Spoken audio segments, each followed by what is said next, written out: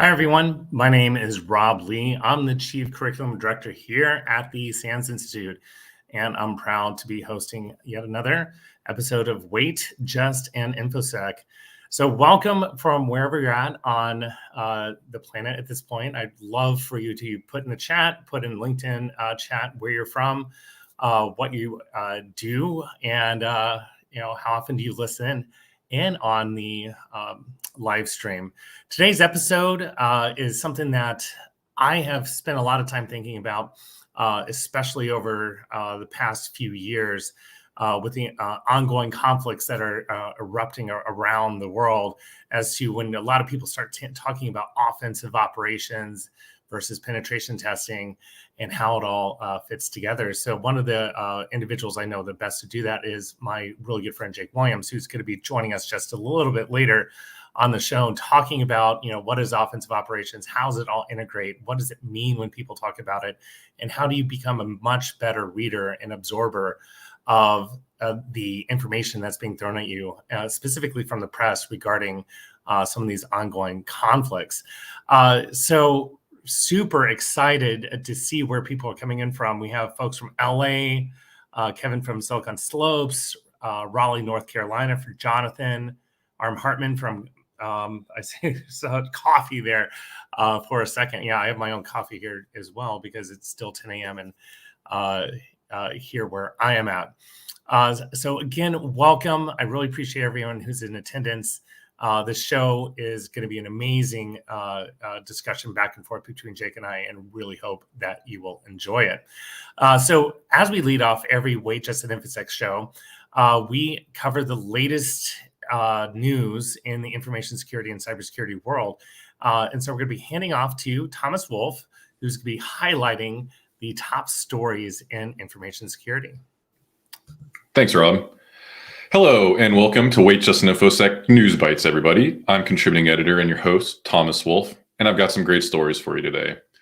Our first story is a wild one.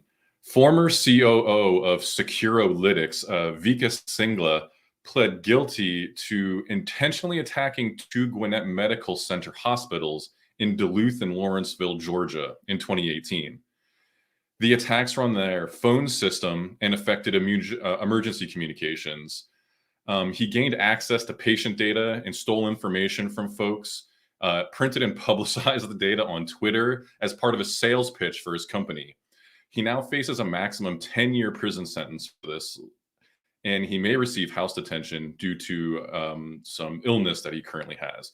He's also being asked or being forced to pay over $800,000 in restitution to the hospitals and the insurance company, and his sentencing is scheduled for February of next year. And our second story, the US Cybersecurity and Infrastructure Security Agency and the UK's National Cybersecurity Centre jointly released new AI guidelines. It's titled Guidelines for Secure AI System Development. The document focuses mostly on promoting secure by design principles, transparency, and accounting. It's applicable to all types of AI and machine learning systems, scratch-built to third-party resources. The guidelines cover the entire development life cycle, and they were developed in collaboration with over 20 cybersecurity organizations across the world. And in our last story, researchers from Akamai have just reported that malicious actors are actively exploiting two new zero-day vulnerabilities that compromise routers and video recorders, forming a botnet for DDoS attacks. The vulnerabilities allow remote code execution when the devices use default admin creds. The attackers are using the 0 days to infect the devices with Mirai, something I'm sure we all remember from 2016. One of the manufacturers is already committed to releasing security patches next month. Let's just hope the others follow suit ASAP. Akamai notes at least 7,000 vulnerable devices. In Mirai, specifically the Gen X strain is identified in these attacks. And those are your SANS News Bites for the week, folks. And don't forget, if you want more News Bites, go to sans.org/newsbites and sign up for our twice-weekly newsletter, where you'll get commentary on the latest cybersecurity news from some of our sharpest minds in InfoSec. Thanks again, folks, and have a great week.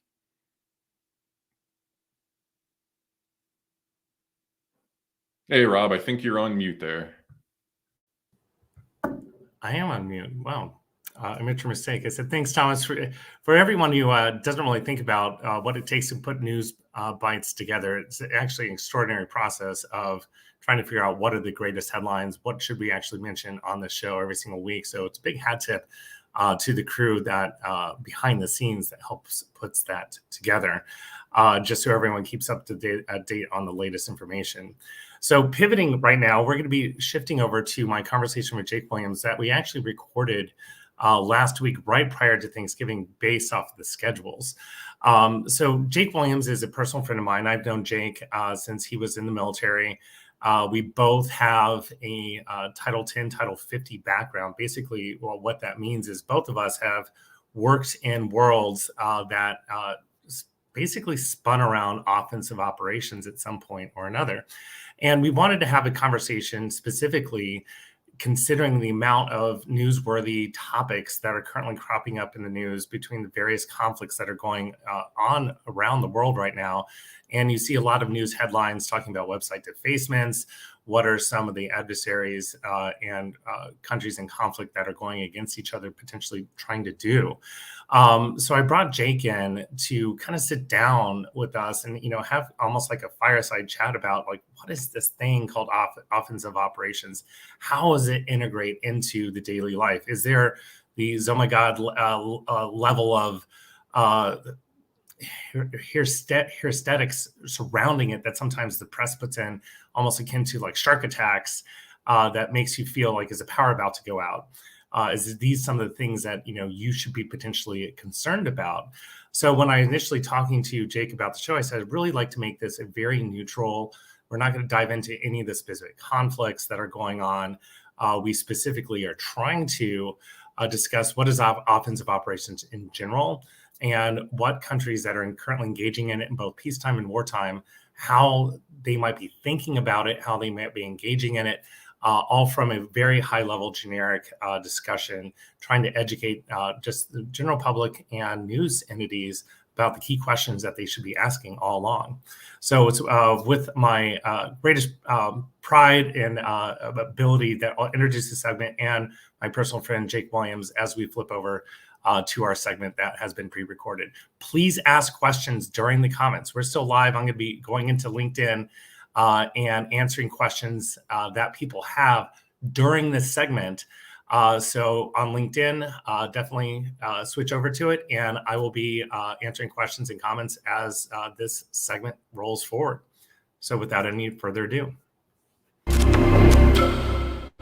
Really happy to be the co-host again today on Wait, Just, and Infosec. It is really exciting today because we have Jake Williams, SANS instructor and former cyber operator across the years. And one of the things that has been coming up quite frequently in the news is cyber operations as it relates to the conflict that's going on in Ukraine and versus Russia, and also a lot of discussions around cyber operations that is going down in the current Israel versus Hamas conflict. As tragic as both of these conflicts are, I think one of the things I'd like to really baseline is, what is cyber operations, how it works, and introduce Jake as our guest today. So Jake, welcome to the show, first of all, and really glad you're here. Can you give us just a little bit about your background beyond what I presented as to why are you able to talk cyber operations and as an authority on this? Because I have a background in it too, but again, this intersection of really trying to explain to the general public what cyber operations is. Yeah, well, no, I mean, to your point, right? I did cyber operations for a number of years for the National Security Agency. That's widely public at this point now, thanks to the shadow brokers. Thanks, guys. But ultimately, I have some experience there, obviously, and then also, of course, over the years, looking at investigating incidents caused by other nation state cyber actors as well. And so left the obviously the operations world, left that in 2013. And since then have spent a lot of time doing both, CTI for, attribution, as well as, of course, just incident response investigations involving a number of different nation state operators. And again, thank you for your service. We just passed Veterans Day. Ditto, of course. Well, yeah. It's so a lot of people talk red teaming, versus cyber operations. What is cyber operation, offensive operations, and how is it really different from red teaming? From the scope of when you talk to the general public about information security jobs and roles and responsibilities. Yeah, red teaming is such an interesting dynamic there for red teaming versus cyber operations. But when you think about red teaming, it's really more trying to find attack surface, right? So what could a threat actor do? Obviously, there's the desire not in most red team operations not to get caught, but that don't get caught mantra goes to the nth when we start talking about cyber operations because red teaming is there to understand obviously attack surface. Cyber operations is there to fulfill an intelligence requirement, right? So anything that doesn't get you towards that intelligence requirement isn't interesting from a cyber operations perspective. Whereas in red teaming, any piece of attack surface, right, that can be leveraged is obviously interesting. So these are interrelated concepts, but they definitely differ, both in scope and in operations. And so to dive into that a little bit further, you talk about the intelligence requirement. So it doesn't sound like website defacements would be a part of someone's cyber operations campaign. Is that correct? Or how would you explain that? Well, it could be, right? So Okay. if you wanted to deny, for instance, the use of that website for whatever reason, for a particular purpose, whatever that is, then website defacement ultimately could be part of a cyber operation. Separately, website defacement in the context of a cyber operation, could also be there as a demonstration of capability. It could be there to erode, or could be used to erode confidence in the cyber defenses of the targeted organization. So there are numerous ways that could play out as ultimately as a requirement. But I should note here that when we talk about offensive cyber operations, you really have to separate those between those that are targeting intelligence collection versus those that are delivering an effect. And of course, the website defacement would be an example of the latter, that would be delivering an effect. Well, that really dives into some of the things that I'd like to talk about. So you have this intelligence requirement, and you also have the potential desired effect. Let's go just focus on peacetime at the onset right now. You have all these nation states with cyber capabilities. And in general, what would be a desired intelligence requirement? What would be the purpose of cyber operations during peacetime? Yeah. Well, I mean, if you think about cyber operations, this is right out of, by the way, too, right? Very published cyber doctrine, that we're discussing here. Please don't think anybody's discussing anything classified. Of course. Realistically, I'm say this for our viewers, right? But realistically, here in the context of peacetime, typically you're doing really one of two things. You're either pre-positioning because you ultimately need to be in the right place to deliver an effect. If a stakeholder, commander, whoever says go deliver an effect, we need to be there. It's not, if you analogize this to like bombing, for instance. We did some of the same stuff in World War II, right? We took islands in the Pacific so that we were pre-positioned to go deliver an effect. We have to do the same thing with cyber operations in peacetime. And then separately, of course, there's the collection of intelligence. And so that obviously, I'm sure it's very clear. We have a lot of our very sensitive data on our machines, and ultimately then that data can be collected, and ultimately provided to stakeholders as part of an intelligence package. So one of the things that a lot of folks don't think about is that once you have access and you're pre-positioning, potentially to go deliver an effect down the road, maybe you have some data there as well that's useful for intelligence collection. You can either collect in a network or you can deliver an effect in a network, but never both, right? So there's always that question that stakeholders have to drive home to be like, is the value of the data I'm getting more than the short-term effect or short-term impact of an effect that I might want to deliver? Okay, so that's really interesting. You've also talked about targeting organizations. What kinds of organizations are targeted? Is it only limited to government and military, or is it expansive beyond that? Yikes. This is where I'm going to be like super, let me back away here Yeah. and just note, no, I guess probably what's that? It's a question that comes up quite frequently. Yeah, no, definitely. So I've investigated, looking at the other side of this, I've investigated nation state targeting at manufacturers, one at a hospital, right? So I mean, very clearly attributed to a nation state threat actor, where they had targeted a hospital chain, and this was for intelligence collection. And ultimately, we attributed that to, or I say attributed, we believe, assess with high confidence that they targeted that for information about the health status of several diplomats that were being treated there, and so that they were very interested in their, maybe how long would they be there before needing a replacement, let's say, or what have you. So I guess I would say from a what kind of organizations get targeted. I don't think there's any organization out there that might not be targeted. Yeah. I remember a Chinese restaurant that I did a incident response for, at the behest of another government agency, and it was right around the corner from from a federal courthouse. It was regularly used to go and do jury lunches, I guess, right? They would order from there for jury lunches, and their website got targeted, right?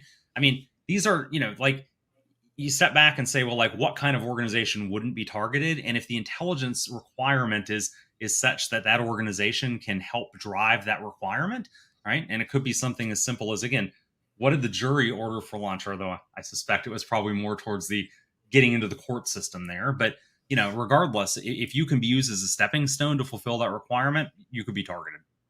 Right. And that's something, again, from my experience as well, doing a lot of incident response, Mhm. is that why are nation states attacking manufacturing? Why are they after formulas and schematics? And, the intelligence goes beyond just what we generally attribute, at least in my opinion, to nation state goals. In some cases, it's an economic nation state Oh, goal, yeah. in addition to just the intelligence one. And that's where, trying to, was leading you down that path, is like during our work in doing incident response over the years, we've seen nation states go after data directly related that is Yeah. economic viable or potential trade related that would give them an edge in trade related talks that are going on at a multinational level. That way they would know, if there's mergers and acquisitions between say, for example, a Chinese company and a US firm, that they would be able to know exactly what the position statements are for that US based firm. And it's always fascinating that this occurred. So this leads to my next, kind of like dovetails into my next question. What attribution, again, especially as we're talking about in peacetime, how are we doing attribution to be able to say that this is a nation state attacker more likely than a organized crime um, uh, target? Yeah. Or Well, I adversary mean, case. yeah, definitely. I think motivation, is a pretty clear one there, right? As we talk about threats, break that out in that whole IOC piece: intent, opportunity, capability. Intent obviously is always an assessment, but you can look at the kinds of data being targeted. If you have the right telemetry, inside of an organization, if it's a manufacturing organization and they're looking for the trade secrets, then you're either dealing with the nation state, or you're dealing with cyber espionage. And obviously, Reuters just had a great piece out about, some cyber espionage there, commercial cyber espionage. Mhm. So, that's not unheard of, but Occam's razor says it's much more common that then is nation state, targeting. If it's not going after something that's immediately saleable, on some dark web forum. So think about PII, PHI, credit card records, those kinds of, information. If it's trade secret, related, by and large, it probably is. Occam's razor says it probably is going to be some level of nation state targeting or involvement. So a lot of the organizations that we've worked in the past, and organizations that are still out there, do a lot of attribution to different nation state groups. How do they do differentiation between a nation state group from, say, Iran, Russia, China, North Korea? How are they accomplishing that? I know it's a kind of a basic question, but there's a lot of our viewers out there. Sure. They hear about these, funky panda, and they also APT-12. Yeah. The different naming schemes, which everyone always disagrees about. How are they actually saying this is one group versus another group? Yeah, this is having a lot of data and then ultimately doing clustering of activity. So identifying individual groups, that's the easy part, right? And you probably have seen Microsoft and even Mandiant and others doing a bit of this, where sometimes they have a group that they've identified that they're not ready to attribute the group. So like Mandiant oftentimes use like the UNC, right, the UNC, or the the unknown, right, threat actor, and so meaning they haven't attributed it, to attributed the threat actor to a specific nation or cybercrime group, but they are willing to say that these intrusions are all related to one another. We just don't know who's behind them yet. Ultimately, diving down to the who is it? Is it Iran? Is it China? Is it Vietnam? Is it whoever? Right? That ultimately typically relies on a number of different elements. One of which is just bad operational security. Doesn't matter how good you are, eventually you'll slip up someplace. And so whether it's registration details someplace, or overlaps of reusing email addresses, reusing infrastructure from previous campaigns that have been publicly attributed. Even sometimes reverse engineering, sometimes very often reverse engineering malware offers us a lot of hints here as well. Right. And so, identifying and being able to say, hey, this is almost certainly Russian in origin, for instance, and that stuff often comes from reverse engineering. Yeah, and that's some of the reverse engineering, even just the fact that their habits and the way they're using the command show a typical training regimen that the operators have gone through. That says this is the procedures that you take. It's so reverse engineering is one. I've seen the telltale signs that it's typically this is like what I call like door busting, is like you'll see a team or squad clear room the same exact way every single time, because that's the way they're trained to potentially go through there and do it. Not that I'm an expert in clearing rooms. It's just I'm trying to draw an analogy as to what cyber operations might actually end up looking like. So follow-on question, a lot of, tying into the malware, a lot of the corporations and organizations that I've worked with in the past, when you have an unexplainable instance in your network, there's always this apt, and you also see this in the press, that it must be a zero-day exploit that's been used. So first question is, what is a zero-day exploit, and how valuable are they? And do you typically see them in use as frequently as the press alludes to? First off, the vast majority of organizations don't need to be targeted by a zero-day, right? That's probably the easiest thing to check the box on first and foremost. How would you define zero-day in the first place? Well, we define a zero-day as a vulnerability for which a threat actor knows about, right, and has a weaponized exploit for, typically, right? If we're talking about zero-day exploits, I'm not as concerned about zero-day vulnerabilities that have no corresponding exploit, but the threat actor has a weaponized exploit for it, but we don't have a patch, and in most cases don't even know that vulnerability exists. Yeah. So it's not something we're looking for. It's not something we're protecting against. It's not, hey, the vulnerability has been disclosed, somebody's weaponized an exploit, but there's no patch. Take the following steps. It's not one of those. Typically, it's we don't even know about it, yet the threat actor's already weaponized it. How valuable are they, you think? Ridiculously valuable. I mean, just ridiculously valuable. You're not fishing anymore. You're fishing with dynamite. And so, as a threat actor, and so it gives you some really interesting capabilities, because you, as a threat actor with an O-Day, are able to target infrastructure that organizations consider to be fully patched, because it is, and yet still, ultimately execute, in the context of remote code execution, right? Execute a payload, on their systems. And so it's extremely valuable, because, you're jumping directly into a spot that they by definition are not looking.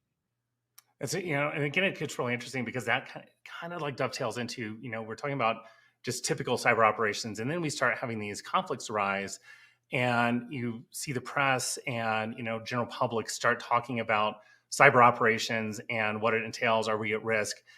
Is there a significant difference between peacetime and potential during conflict cyber operations that could be occurring? I mean, certainly there's a difference there, right? If you have an O-Day, if you're a threat actor who has an O-Day, zero-day, the more places you use that zero-day, or I should say in more places, every time you use it, you risk disclosing that and it being discovered, and disclosing it to the public, and then ultimately losing that capability. And so there's obviously a risk calculus, right, that goes into every time you use that O-Day. Somebody some responsible adult someplace needs to make a decision based on the value of this weapon that you have effectively. Do we expect to get enough value out of using it here, ultimately to justify the use or justify the risk? That risk calculus obviously shifts during wartime, because during peacetime you're hoping to stock these things to enable intelligence collection and hopefully solve a stockpile for delivering effects when you need them. But that risk calculus obviously changes, but how is something that you and I don't have visibility into, that foreign threat actor's risk calculus and how it may have changed, or even what their stockpile of O-days looks like. All right, so it's an interesting academic exercise, but I don't know that our risk posture changes dramatically as we roll into transition from peacetime to wartime in that aspect.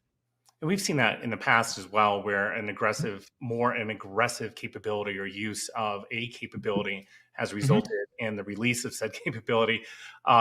Even in some of the major incidents that have taken down shipping organizations and so forth, is that there's that oops moment that sometimes occurs when it gets out in the public, and then you start drawing it back in. It's like, okay, this thing's been in use for a while. It goes back to the indicators of compromise in the IOCs and what we were chatting about before. You talk to the press a lot. I talk to the press a lot, and it's always interesting the types of questions that come up. Is there anything you would advise them when they're doing their research and background about potential cyber operations that you would say, hey, listen, to do your homework properly, this is what you should start asking if it's cyber operations or not? What would you advise, press, if you're just trying to say, hey, you're new, here's what I would say in order to get the best scoop? Yeah, I mean, first off, intelligence collection almost always trumps a short-term effect, right? And so, while a lot of times we focus on what the realm of the possible of what could potentially be done, the reality is that if you're sitting in as putting yourself in the stakeholders' shoes of, do I continue to get this information at least, until we're detected, right? Versus, do I just you get rid of all that? I stop getting all this information, to maybe either to face a website or turn off power for 30 minutes or what have you. Man, that's a hard calculus to hard to get to the delivering effect side. But I guess the other one is, speaking on the power side, it's that industrial control systems are ridiculously more robust from a design perspective than most people realize.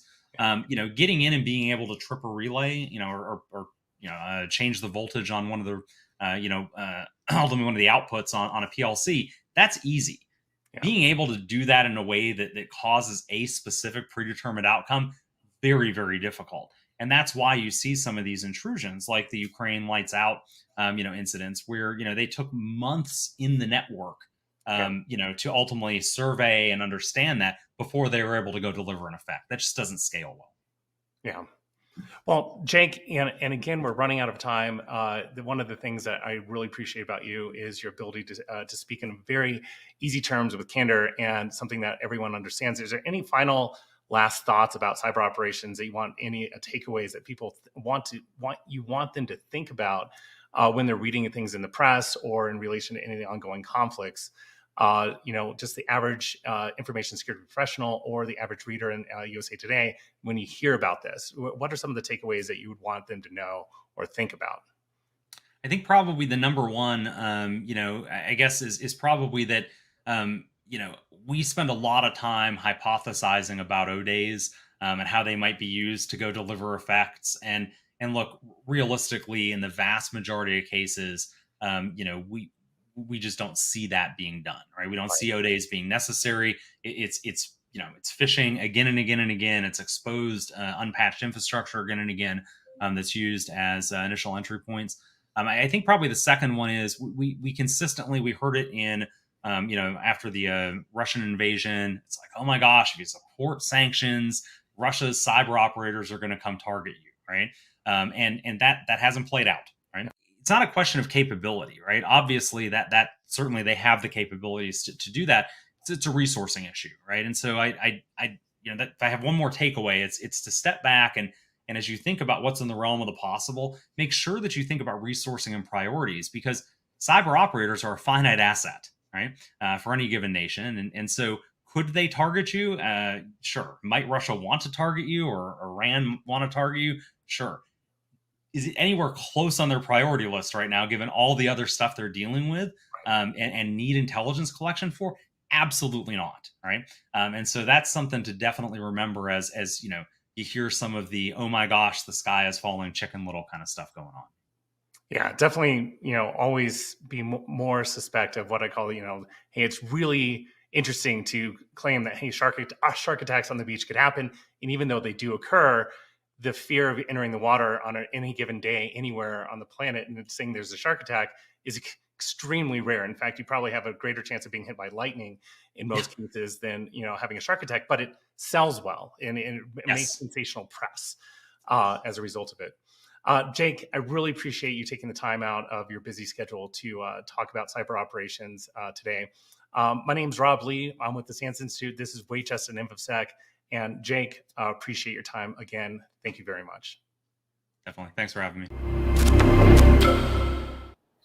All right. That segment really makes me happy just for a variety of reasons, is that there's a lot of folks that work day to day in cybersecurity that really haven't jumped into, what does actual cyber operations actually look like and what does it entail? There's not a lot of training on it. There's, unless you're in the military, you are probably not thinking about it other than from a defensive perspective in most cases.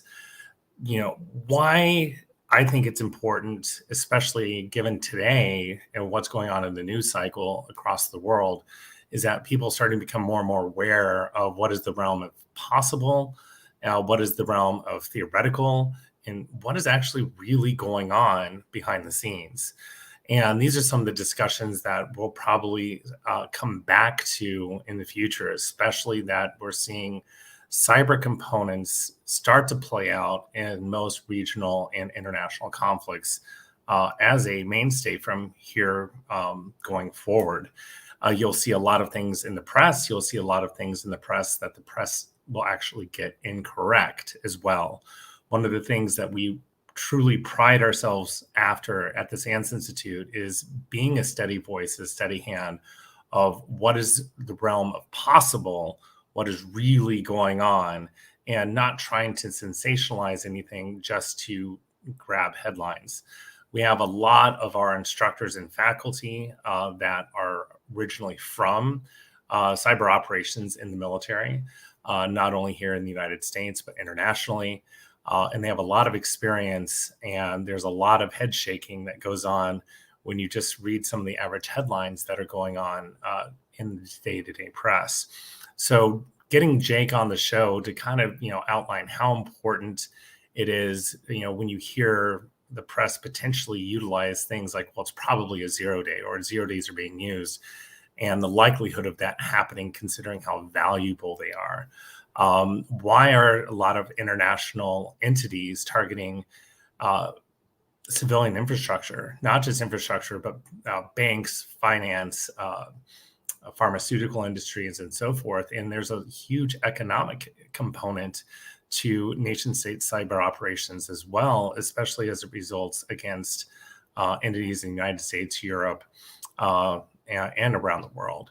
So this concept of where we're going, where we're at, and how to educate yourselves on it is something that in Waits Just Infosec and other forums within the SANS Institute, we're going to slowly start touching that discussion a little bit more, because it's highly relevant as to what's going on in the industry on a daily basis, and some of the things that basically where my background comes from, doing in response against nation states over 20 years ago. So this is not something that's significantly new.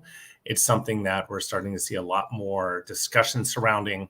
And it's also something that we find quite fascinating to try and really level the understanding of the playing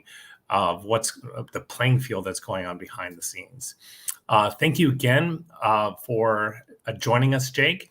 Upcoming major events that are I hope to see you at in Washington, D.C. We have the Cyber Defense Initiative that is in the middle of December. And again, at that event, we have the Difference Maker Awards, the awards that we're going to be, we have nominated, and we already know who the winners are, but we're not going to release the winners until the actual event, which we're also going to be live streaming.